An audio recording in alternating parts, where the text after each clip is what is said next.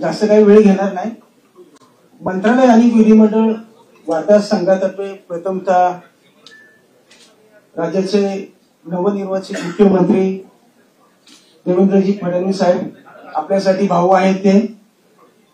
मी त्यांचे सुरुवातीलाच स्वागत आणि अभिनंदन करतो.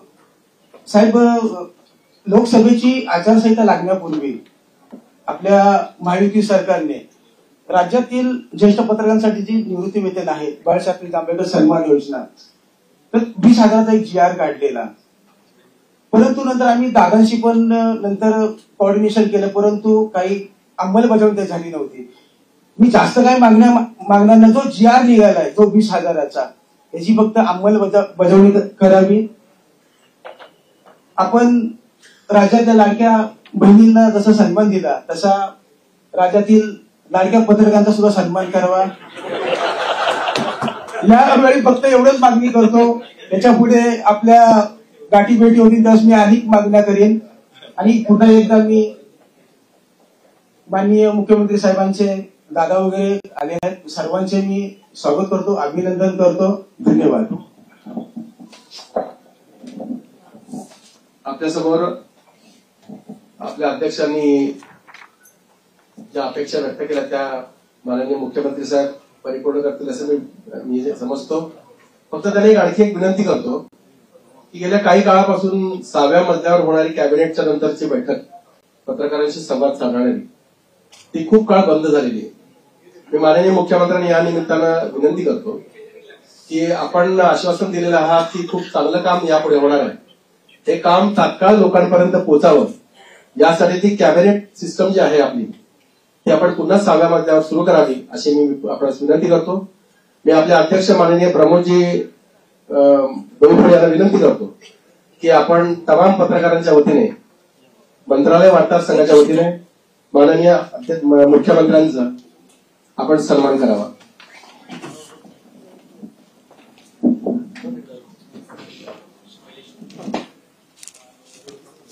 मला ही संधी मिळते.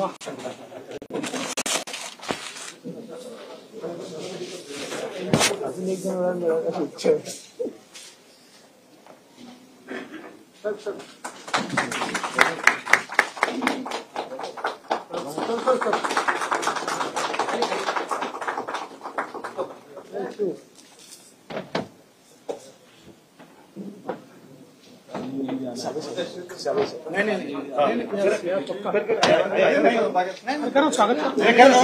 साहेब बोलतात. अरे साहेब बोलतात ते म्हणतील ते करायचं आहे. हो नाही असं नाही. माननीय मुख्यमंत्र्यांच्या समवेत सावेसावे इथे आलेले आहेत. मी अध्यक्ष साहेबांना विनंती करतो आपण त्यांचा सन्मान करावा.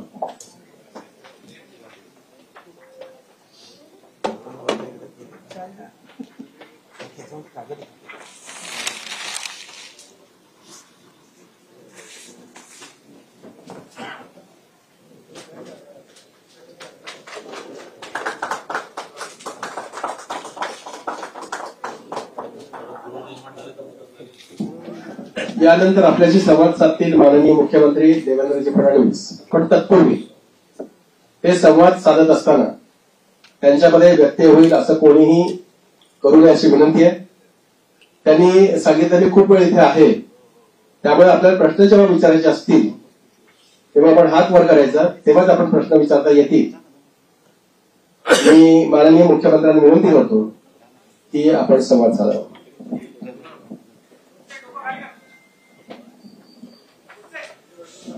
सर्वप्रथम मी मंत्रालय आणि विधिमंडळ वार्ताहर संघाचे अतिशय मनापासून आभार मानतो की आपण आजच शपथविधीनंतर या ठिकाणी मला निमंत्रित केलं आणि आपण सर्वांनी माझं स्वागत आणि सत्कार केला. त्याबद्दल मनापासून आपले आभार आहेत.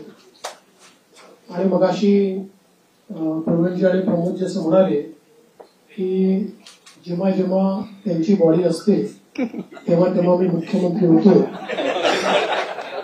29ला तुमचीच बॉडी यावी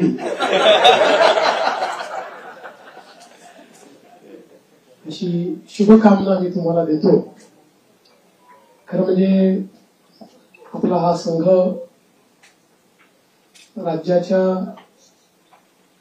आपल्या संपूर्ण लोकशाही व्यवस्थेतला एक अत्यंत महत्वाचा स्तंभ आहे.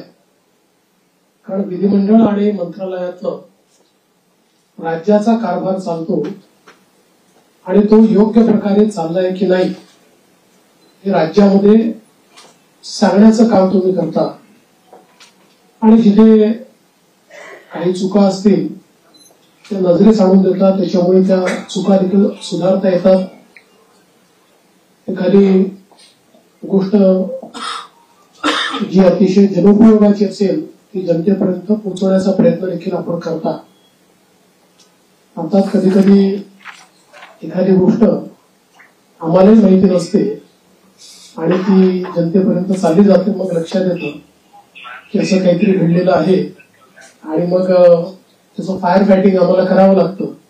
पण मला असं वाटतं की आपलं ते काम आहे आणि निश्चितपणे अतिशय चांगल्या प्रकारे आपण सर्व लोक ते करतात. गेली 2.5 वर्ष मुख्यमंत्री एकनाथराव शिंदेजींच्या नेतृत्वात आम्ही सरकार चालवलं आणि अतिशय गतिशील अशा प्रकारचे सरकार होतं. आज शपथविधीच्या निमित्ताने ज्यावेळेस आमची ऍडव्हर्टिजमेंट चालली होती तर त्यात मला कोणीतरी विचारलं की महाराष्ट्र आता थांबणार नाही असं तुम्ही का म्हणताय. तर मी त्यांना समजावून सांगितलं 2.5 वर्षामध्ये महाराष्ट्राने विकासाची गती घेतली आहे. आता या गतीला आम्ही तसंच पुढे नेऊ. आता महाराष्ट्र थांबणार नाही.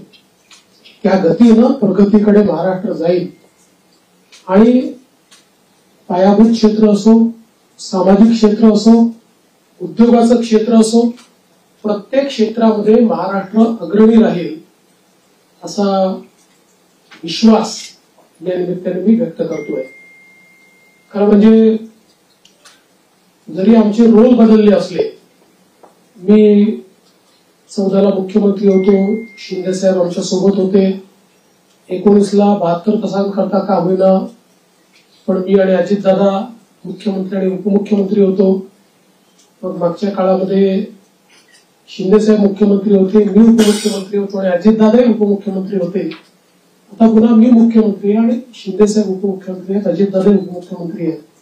रोल जरी आमचे बदलले असले तरी देखील दिशा तीच राहणार आहे, गती तीच राहणार आहे, समन्वय देखील तोच राहणार आहे.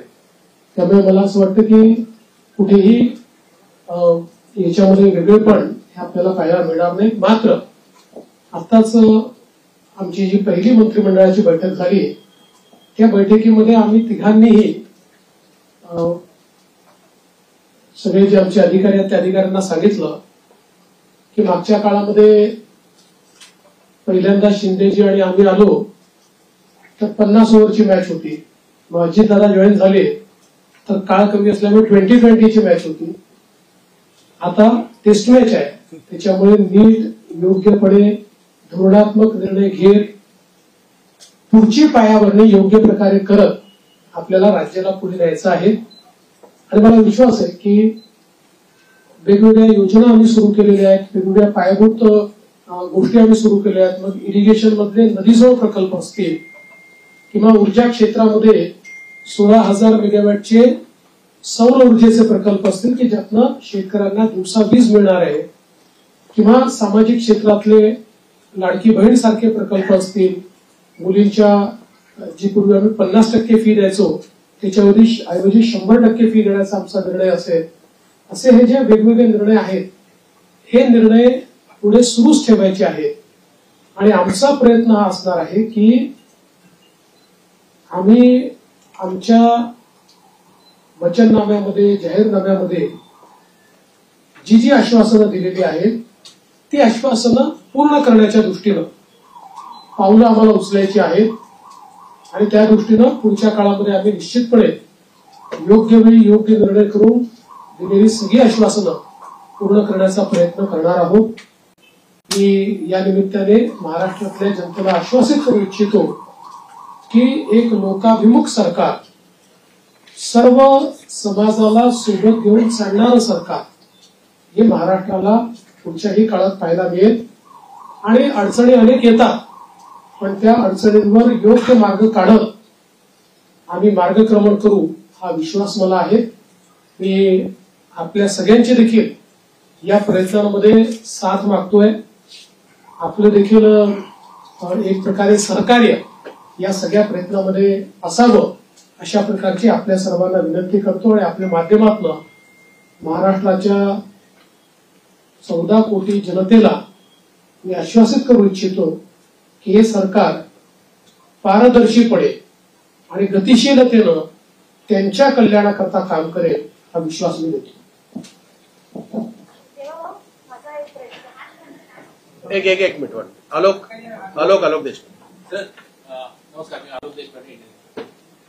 ही 5 वर्षात आपल्या राज्याने इतकं काय काय बघितलं, द्वेष, आरोप, सगळे काय काय खूप लेवलला सगळं गेलं.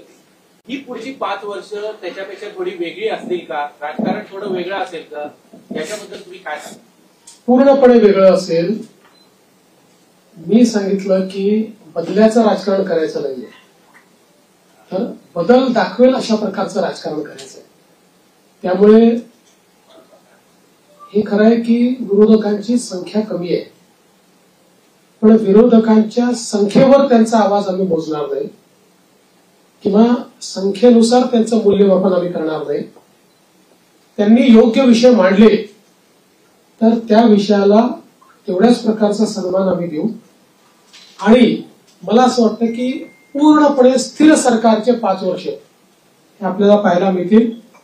जनतेची अपेक्षा देखील आमच्याकडनं हीच आहे, कारण जे मॅन्डेट जनतेने आम्हाला दिलं आहे असं मॅन्डेट मिळाल्यानंतर जनतेची अपेक्षा आहे की एक स्थिर सरकार महाराष्ट्राला मिळालं पाहिजे. कुठल्याही प्रकारचे 2019 पासून तर 22.5 पर्यंत जे वेगवेगळे बदल दिसले अशा प्रकारचे कुठलेही धक्के आता यापुढे लागू नयेत ही जी अपेक्षा आहे ती आम्ही पूर्ण करू. दीपक बातूचे. सर, लाडकी बहीण योजना याचा तुमच्या विजयात मोठा वाटा आहे. 2100 रुपये करण्याची त्यांनी घोषणा केली होती. तो निर्णय साधारणतः कधीपर्यंत होणार? आणि दुसरं, आता एक अशी चर्चा सुरू आहे की 1,500 जेव्हा दिले तेव्हा स्क्रुटिनी कोणतीही झाली नव्हती. आता 2100 देताना स्क्रुटिनी होणार अशी चर्चा आहे. त्या संदर्भात वस्तुस्थिती काय असेल? असं आहे की पहिल्यांदा तर ही योजना आम्ही सुरूच ठेवणार आहोत आणि 2100 देखील आम्ही देणार आहोत. आता बजेटच्या वेळी त्याचा आम्ही विचार करू आणि शेवटी आपले सगळे आर्थिक सोर्सेस जे आहेत ते सोर्सेस योग्य प्रकारे चॅनलाइज झाल्यानंतरच आपल्याला ते करता येतं. त्याच्यामुळे ते करण्याचा निर्णय पक्का आहे. जी आश्वासनं दिली ती आश्वासनं पूर्ण करू. त्याकरता ज्या व्यवस्था करायच्या त्या व्यवस्था आम्ही आधी करू. स्क्रुटिनीचा जिथपर्यंत सवाल आहे तिथपर्यंत एवढंच आहे की निकषाच्या बाहेर जर कोणी घेतलं असेल, निकषातला जो असेल त्याला कोणालाही त्यातनं कमी करायचं नाहीये. पण काही तक्रारी आल्या आहेत की निकषाच्या बाहेर मिळालेला आहे. जसं आपल्याला कल्पना असेल की शेतकरी सन्मान योजना जेव्हा मोदीजींनी सुरू केली त्यावेळी पहिल्यांदा जे काही बेनिफिशियरीज होते लक्षात आलं की मोठ्या शेतकऱ्यांना देखील ते मिळालेलं आहे. मग नंतर त्यातल्या अनेक शेतकऱ्यांनी स्वतःच त्या ठिकाणी सांगितलं की आम्ही या निकषात बसत नाही. मला असं वाटतं त्यानंतर ती स्थिर झाली. अशाच प्रकारे जर ऍपरंटली या योजनेमध्ये काही ज्यांना आपण निकष ठरवलेले आहेत त्या निकषाच्या बाहेरच्या आमच्या बहिणी मिळाल्या तर त्याचा पुनर्विचार होईल, पण सरसकट काही पुनर्विचार वगैरे करण्याचा विषय नाही. अभय देशमुख. मंत्रिमंडळाचा विस्तार कधी होईल आणि विधानसभा अध्यक्षांची निवड मुंबईच्या अधिवेशनात करणार? विधानसभा अध्यक्षाची निवड ही मुंबईच्या अधिवेशनातून आम्ही करू. कारण नियमच असा आहे की शपथ झाल्यानंतर अध्यक्षाची निवड करावी लागते. अध्यक्षांच्या निवडीनंतर राज्यपालांचं अभिभाषण करावं लागतं. त्यामुळे ती सगळी प्रोसेस आताच आम्ही मंत्रिमंडळाने शिफारस करून राज्यपालांना पाठवलेली आहे की 7, 8 आणि 9 या 3 दिवसात ही शपथ घ्यावी. 9 तारखेला स्पीकरचं निवडणूक करावी आणि 9ला आपण अभिभाषण करावं नियमानुसार.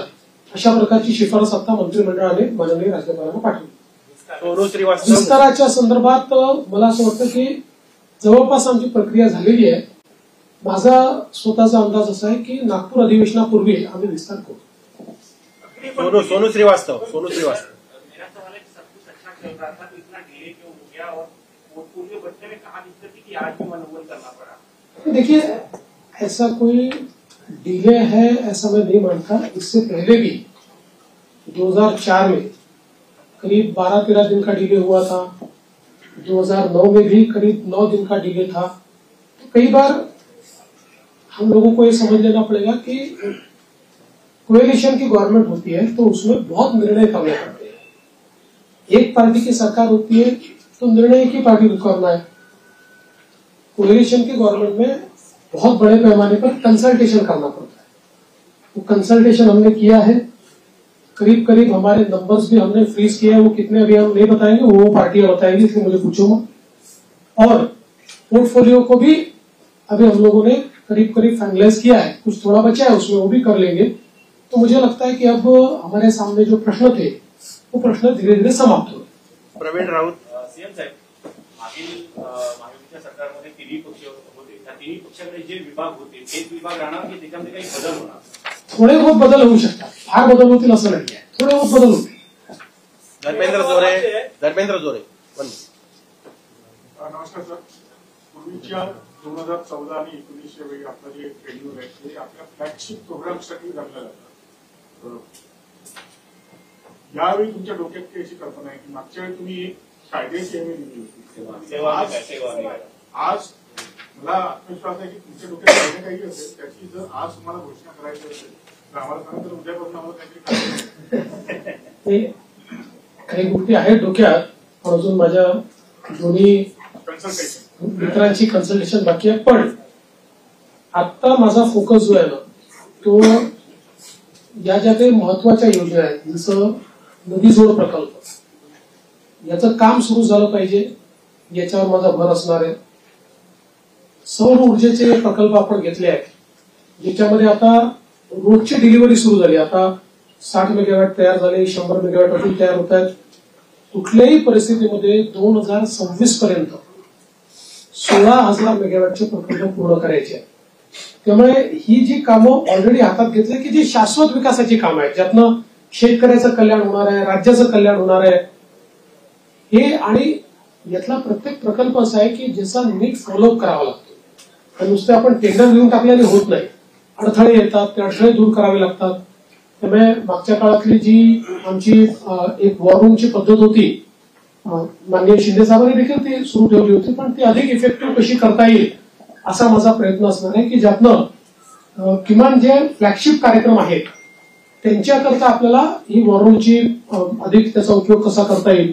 जलयुक्त शिवार सारखी योजना जी पुन्हा आम्ही गेल्या 2.5 वर्षामध्ये त्याला बळकटीकरण केलेलं आहे, या योजनेला अधिक वेगाने आपल्याला कसं करता येईल याचा प्रयत्न माझा असणार आहे.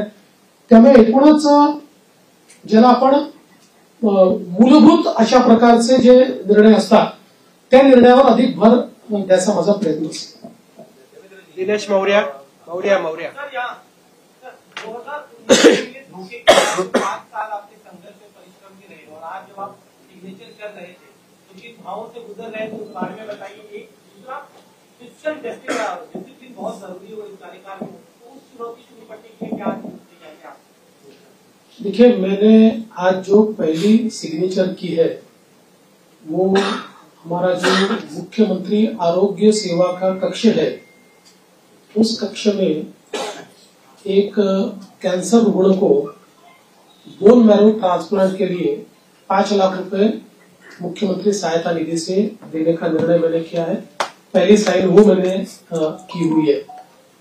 और यहाँ पर हालांकि मेरा अनुभव बहुत है और पिछले 10 सालों से 2.5 साल में विपक्ष का नेता रहा, लेकिन 7.5 साल में सरकार में रहा, तो सरकार का अनुभव भी बहुत है. किंतु जिस प्रकार का मैंडेट इस समय मिला है, मैं ऐसा मानता हूं कि निश्चित रूप से उस मैंडेट का एक प्रेशर, जनता के प्यार का एक प्रेशर हमारे पर है.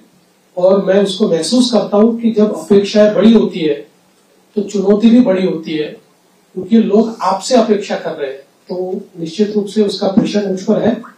और जहां तक फिस्कल डिसिप्लिन का सवाल है, तो निश्चित रूप से उसके ऊपर हमको काम करना ही पड़ेगा, क्योंकि हमने बहुत महत्वाकांक्षी योजना की है. देखिए, क्या होता है कि नॉर्मली आप सोशल सेक्टर में और इंफ्रास्ट्रक्चर सेक्टर में, दोनों सेक्टर में एक साथ काम करते हैं, लेकिन सोशल सेक्टर का स्पेंडिंग ये हम लोगों ने 4 गुना 5 गुना बढ़ाया है, जो मैं ऐसा मानता हूं कि इकोनॉमिक्स में इसको गलत नहीं माना जाता है, क्योंकि इसका भी एक अपना रिटर्न होता है, इसके सोशल रिटर्न भी होते हैं, इसके इकोनॉमिक रिटर्न भी होते हैं, लेकिन उसका प्रेशर जरूर बजट के ऊपर आता है। तो उस बजट को बैलेंस करना ये हमारा काम होगा, हम उसको करेंगे। सदानंद खोपकर.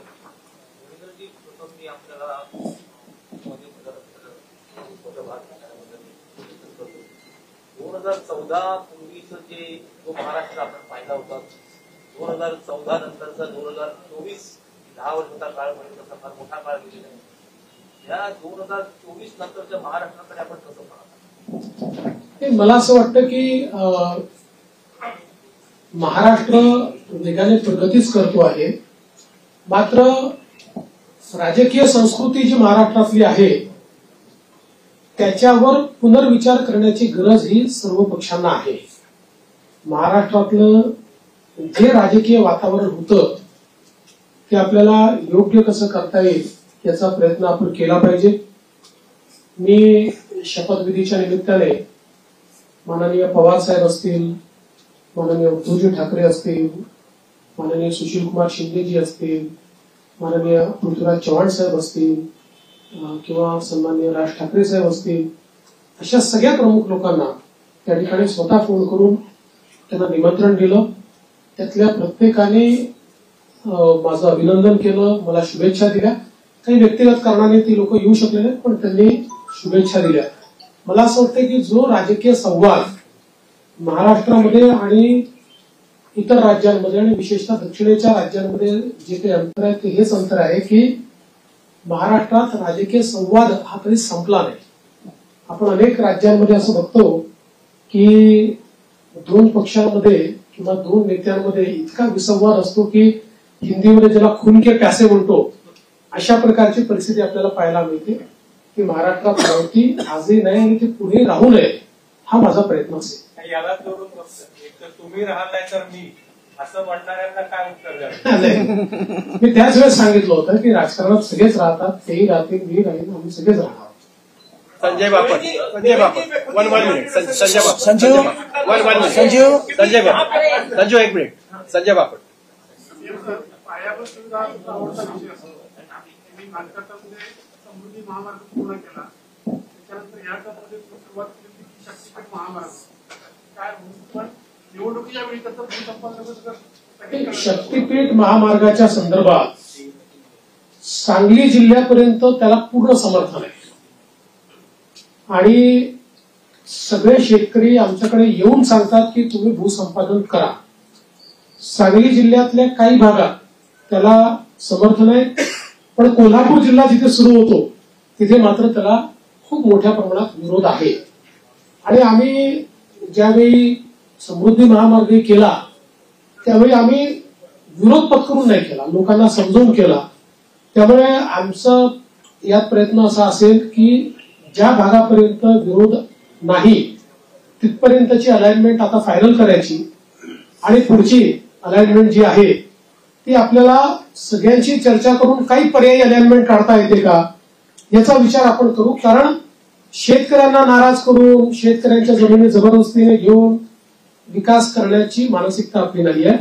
त्यामुळे काही पर्यायी रस्ते तयार करता येतील किंवा त्याला एक्झिस्टिंग जो काही हायवे आहे त्याला कोल्हापूरच्या आधी कुठे जोडता येईल का, किंवा अजून काही एखादा आपल्याला फ्लायओव्हरच्या माध्यमातून काही निर्णय करता येईल का, असं चर्चेतनं मार्ग काढू.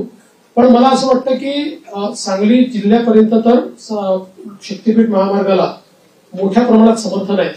आणि माझा या महामार्गावर एकाच कारणाकरता थोडासा जोर आहे की जसं समृद्धी महामार्गामुळे विदर्भ आणि मराठवाड्यातले विशेषतः संभाजीनगर आणि जालना जिल्ह्याचं चित्र बदललं. म्हणजे आता महाराष्ट्राचं न्यू इंडस्ट्री मॅग्नेट हे पुण्यावरनं हळूहळू पुण्यात शिफ्ट होणारच नाही, पण आता त्याचा विस्तार आपल्याला संभाजीनगर आणि जालन्याला होताना दिसतोय.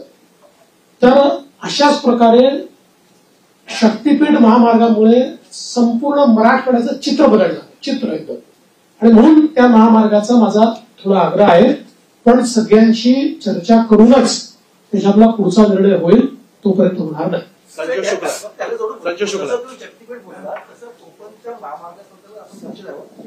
नाही, ते असं आहे की तुमची विनंती ही योग्यच आहे आणि मुंबई गोवा महामार्ग याचा विषय काढला की आम्हाला जरा अडचण होते. म्हणजे गडकरी साहेबांनी तर देशाच्या संसदेत सांगितलं की मी देशाच्या कानाकोपऱ्यात जिथे होऊ शकत नाही तिथे महामार्ग केले, पण या एका महामार्गाने मला फार त्रास दिला.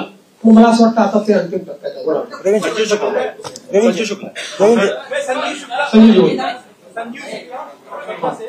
पहले तो आपको तीसरी बार मुख्यमंत्री बनने के लिए बधाई देता हूँ.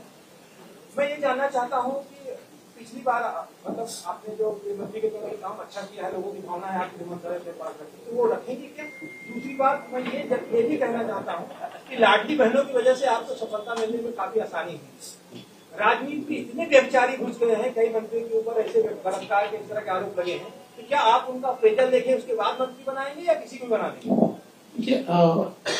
पहला जो आपका सवाल है उसमें कौन सा मंत्रालय किसके पास रहेगा, ये अंतिम चरण में है. उसका निर्णय तीनों मिलकर करेंगे. यूनिलैटरली उसकी घोषणा मैं नहीं कर सकता.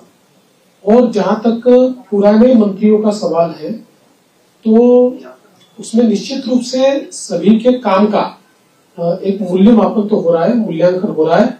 उस मूल्यांकन क्योंकि हमारे जो दोनों साथी है एकनाथ शिंदे जी ने भी और दादा ने भी, हम तीनों ने बैठकर ये तय किया है कि हम मूल्यांकन करेंगे, पुराने मंत्रियों के कामों का मूल्यांकन होगा, उसके आधार पर आगे का निर्णय होगा.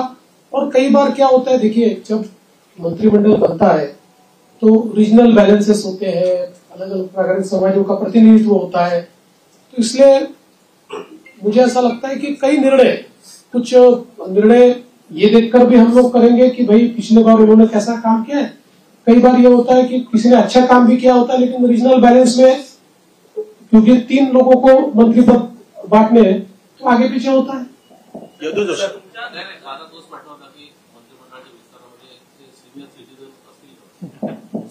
कोणी सिनियर सिटीजन नाही आहे. तुम्ही हे लक्षात ठेवा, राजकारणामध्ये जोपर्यंत जनता ठरवत नाही तोपर्यंत कोणी म्हातारे होत नाही, कोणी रिटायरी होत नाही. विनोद जगताप सर, मेरा सवाल ये है कि नई इंडस्ट्री लाने के लिए क्या प्रयास होंगे? और पिछले 2.5 साल में आपने देखा होगा कि विपक्ष हमेशा ये चिल्लाता रहा है कि सारे उद्योग गुजरात जा रहे हैं. देखिए विपक्ष को तो बार बार जवाब दिया है, आंकड़ों से दिया है. आज आपको एक और नया आंकड़ा बताता हूं कि पिछले पूरे साल में हमको जितना एफडीआई मिला उसका 90% एफडीआई 6 महीने में मिल गया. तो आप समझ सकते हो कि कितना इनफ्लो इंडस्ट्री का आ रहा है. और जल्दी ही कुछ इंडस्ट्रीज की घोषणाएं मैं करूंगा. मेरी बातचीत अंतिम चरण में है कि जिनको महाराष्ट्र को पाकर, उन इंडस्ट्रीज को पाकर बहुत महाराष्ट्र को खुशी होगी, ऐसी कई इंडस्ट्रीज के साथ मेरी चर्चा अंतिम चरण में. अजय वैद्य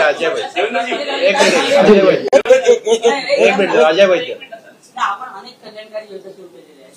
प्रश्न असा असतो की त्याची जी अंमलबजावणी असते त्यावर अनेक असं बघायला मिळतं की काही जे पात्र असतात पण त्यांना म्हणजे काही तांत्रिक कारणामुळे किंवा नीट माहिती नसल्यामुळे त्याचा लाभ मिळत नाही. म्हणजे जर 100% पैकी 70% लोकांना मिळाला आणि पात्र असून 30% जर मिळत नाही त्यांच्यामुळे ती योजना टिकाऊ होते. तर ह्याची जी अंमलबजावणी जी आहे त्याच्यासाठी एक मॉनिटरिंग सिस्टीम अशी तुम्ही काही सजेशन द्या म्हणून मी सजेशन नाही, चांगलं आहे. कराल का तुम्ही? असं मॉनिटरिंग सिस्टीम असावी की त्याचं एक स्वतंत्र खातं निर्माण करावं, त्याला एक कॅबिनेट दर्जाचे मंत्री असावे, त्यांना सगळ्या खात्यांना ऍक्सेस असावा आणि त्यामुळे त्यांनी त्याचं मॉनिटरिंग केलं काय तर ह्या योजना खरोखर लोकांना प्रत्यक्ष लाभ होऊ शकेल. आणि माझं एक सजेशन असं आहे की शिंदे साहेबांनी या सगळ्या याच्यात जो केलेलं आहे ते शिंदे साहेबांकडे काम सोपवलं तर ते चांगलं होऊ शकेल आणि त्यांना सगळे अधिकार द्यावे करायचं आणि या खात्याला शिवशाही खातं असं नाव द्यावं अशी माझी. आपली सूचना चांगली आहे. मला असं वाटतं की याच्यामध्ये फायनान्शियल मॉनिटरिंग हे सीएजीच्या थ्रू होतं. सोशल ऑडिट करता आपल्याकडे कुठली यंत्रणा नाही. या योजनांचं केवळ आपण फायनान्शियल ऑडिट करतो सीएजीच्या माध्यमातून. निश्चितपणे फ्लॅगशिप ज्या योजना आहेत याच्या सोशल ऑडिटची देखील काही व्यवस्था आम्ही उभी करू.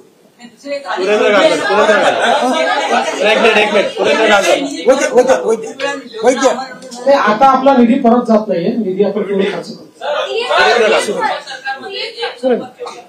एकच मिनिट, एक 1 मिनिट. असं म्हणत होतं की विरोधी पक्ष असणं हे लाडक्या बहिणींचा आदर केला नाही. बऱ्याच जरी त्यांची 10% त्यांची राहील असती, 10% तरी काही राज्यांमध्ये तेवढे आमदार नसताना विरोधी पक्षांनी तसंच निर्णय घेतले. तसा विचार आपल्याकडे एवढा. बघा, हा निर्णय अध्यक्षांना करायचा. हा निर्णय काही सरकारचा निर्णय नसतो, हा अध्यक्षांचा निर्णय असतो. अध्यक्ष जो निर्णय करतील तो आम्हाला मान्य असेल.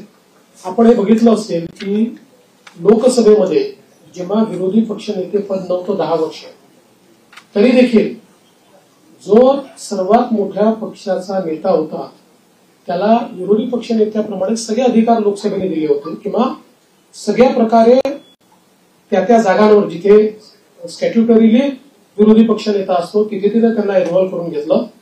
या ठिकाणी अध्यक्ष जो निर्णय करतील आम्हाला तो मान्य असेल. त्यांनी जर ठरवलं की आपल्याला विरोधी पक्षनेता द्यायचा, आम्ही कधीच विरोध करणार नाही. लाडकी बहीण कोणतरी बोलते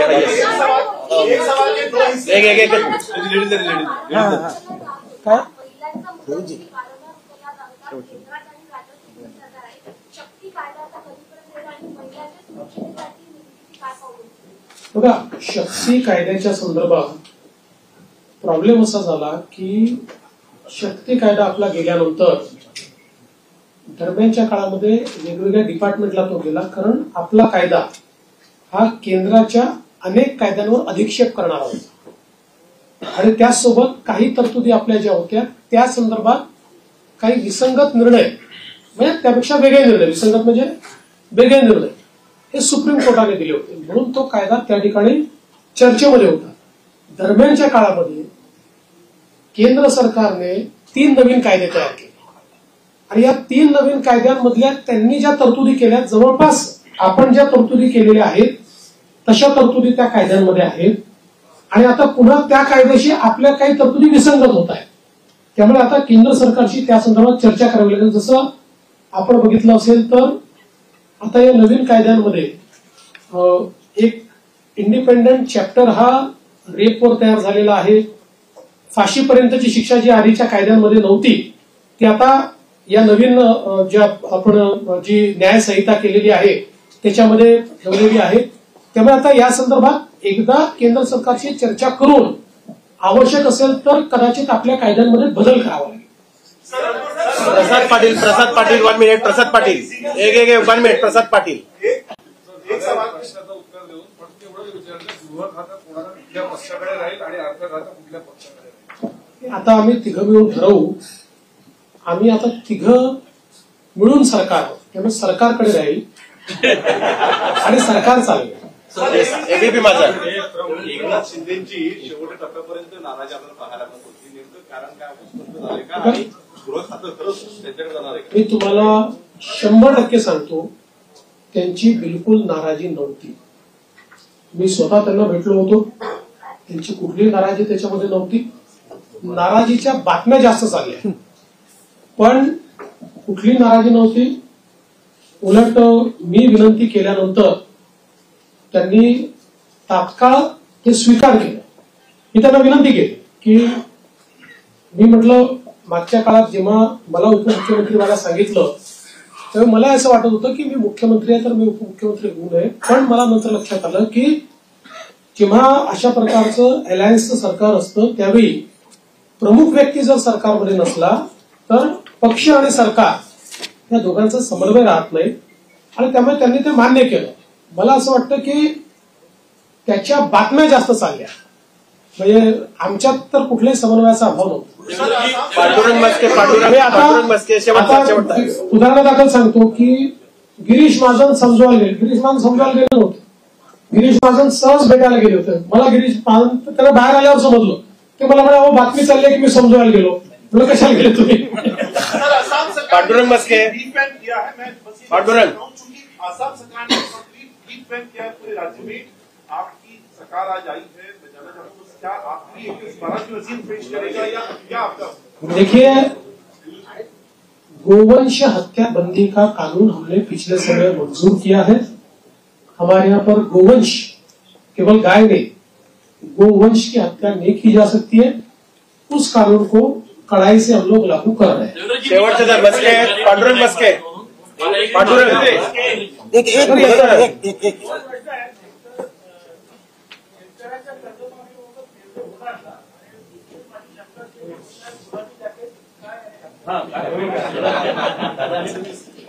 दादांनी शिवून दिलं.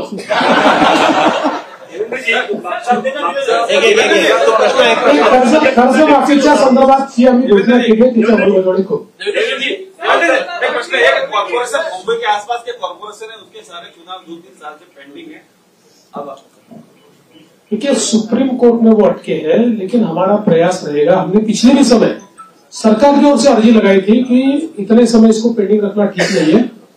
सुप्रीम कोर्ट ने जो इंडिकेट हमको किया उसमें वो अभी कंटिन्यूस सुनवाई लेंगे, ऐसा उन्होंने कहा है. हमारा प्रयास रहेगा कि जल्दी सुनवाई हो, क्योंकि केवल वहां नहीं, पूरे महाराष्ट्र में ये चुनाव बाकी है. और मैंने बार बार ये कहा है कि स्वस्थ लोकतंत्र के हिसाब से जो स्थानीय इकाई है उसका चुनाव होना बहुत जरूरी है. दीपक कैतके शेवटचा प्रश्न दीपक कैतके. प्रश्न असा आहे की आपला राजकीय संपूर्ण संघटनाचा सगळा संघर्षाचा प्रवास आम्ही बघितला, कव्हर पण केला. आज ज्यावेळेला आपण शपथविधीच्या वेळेला शपथ घेत होता त्यावेळेला नेमकी आपल्या मनात काय भावना होती, कारण काय नेमकं काय वाटतं? मी एवढंच सांगू शकतो की आपल्या सगळ्यांना साईबाबांनी एक मंत्र दिलेला आहे, श्रद्धा आणि सबुरी. शेवटचा प्रश्न प्रेमानंद एक 1 मिनिट. बरं ना, या निवडणुकीतील लोकसभेला येतात.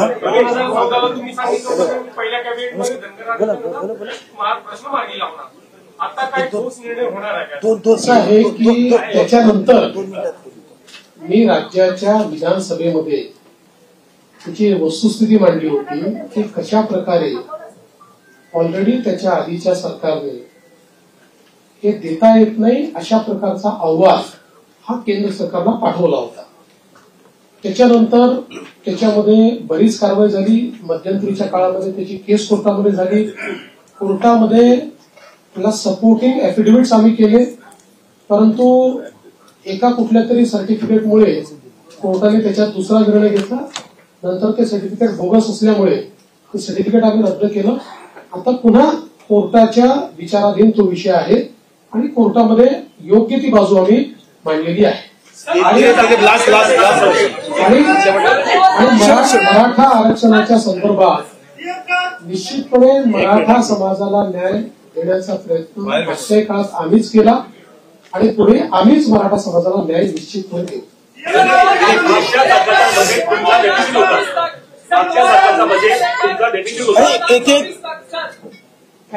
सर 2019 से लेकर 2024 तक खासकर लॉ एंड ऑर्डर को लेकर आपको हमेशा गृह मंत्रालय आपके पास था, विरोधी पक्ष आपको टारगेट करता रहा. पूरा 5 साल का कार्यकाल अब आपके पास है, मेजोरिटी है.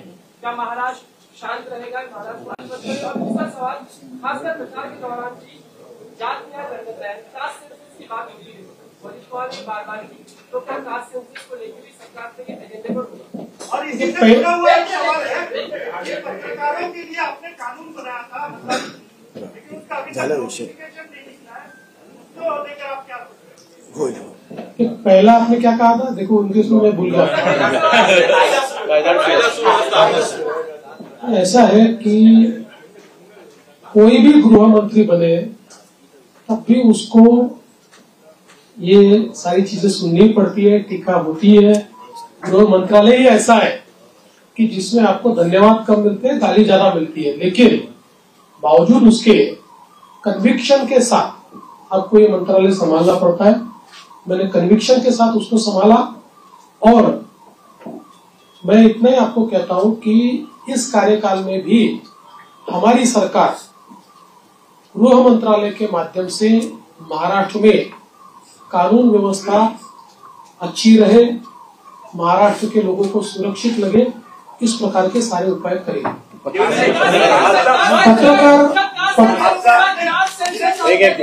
देखिए, भारतीय जनता पार्टी की भूमिका ये बार बार हमने स्पष्ट की है कि कास्ट सेंसस को हमारा विरोध नहीं है। जो पहला कास्ट सेंसस बिहार में हुआ हमारे समर्थन से ही हुआ है। हमारा हमेशा इतना ही कहना है कि कास्ट सेंसस को वेपनाइज मत करो।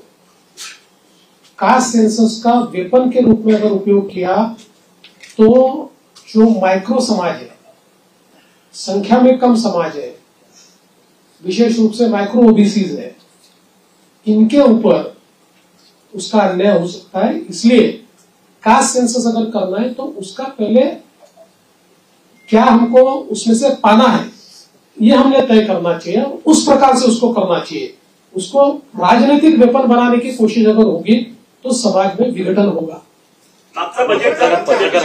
पत्रकार हल्ल्याच्या संदर्भात जी काही त्या कायद्याच्या संदर्भातली कारवाई बाकी आहे ती स्वतः लक्ष टाकेन त्याच्यामध्ये आणि आपण ते काम करू। आणि त्यासोबत पहिला प्रश्न जो अध्यक्षांनी या ठिकाणी मांडला होता की बाळशास्त्री जांभेकर जी आपली योजना आहे त्याच्यामध्ये आपण 20,000चा GR काढला, पण त्याच्या काही अटी शर्तीमुळे अंमलबजावणी होत नाही, तर पुढच्या आठवड्यातच त्या संदर्भातली कारवाई मी पूर्ण करेन। दिलीप जाधव, आजचा बजेट आपला डेफिसिट होता आणि त्याच्यानंतर ज्या तुमचा शेवटच्या तुम्ही जाहीर केल्या त्यामुळे अजितांनी सांगितलं की आम्हाला आर्थिक लावावी लागेल। नंबर 1, नंबर 2, कोरोनाचं पॅकेज आपण मागितलं ते जाहीर केलं होतं, त्याचा पुढे काय झालं? पहिली गोष्ट अशी आहे की विकसनशील अर्थव्यवस्थेमध्ये बजेट हे डेफिसिटच असतं। गेल्या 20 वर्षामध्ये फक्त मला असं वाटतं एक 17-18चं बजेट होतं की ज्यात आपण रेव्हेन्यू सरप्लस होतो, बजेट डेफिसिटच होतो पण रेव्हेन्यू डेफिसिट नव्हतं। त्यामुळे डेफिसिट असं हे काही गैर आहे असं माझं मत नाहीये।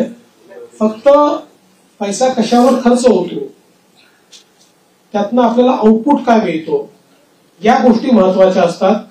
आणि तुमचा डेट जीडीपी रेशिओ काय, जसं उदाहरणादाखल लोक सांगतात महाराष्ट्रात 7 लाख झालं, 7 लाख कोटी कर्ज झालं, पण महाराष्ट्राचा जो अर्थसंकल्प आहे किंवा महाराष्ट्राचा जो जीएसडीपी आहे तो आता ½ ट्रिलियनच्या वर गेलेला आहे।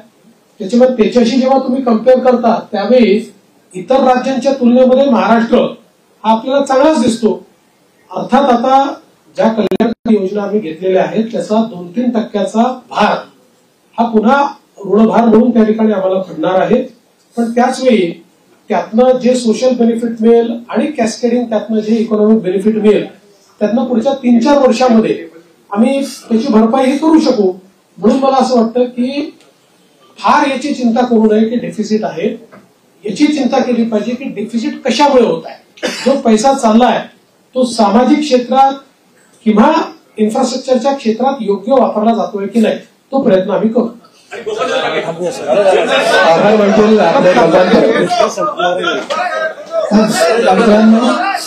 आज परंपरा आहे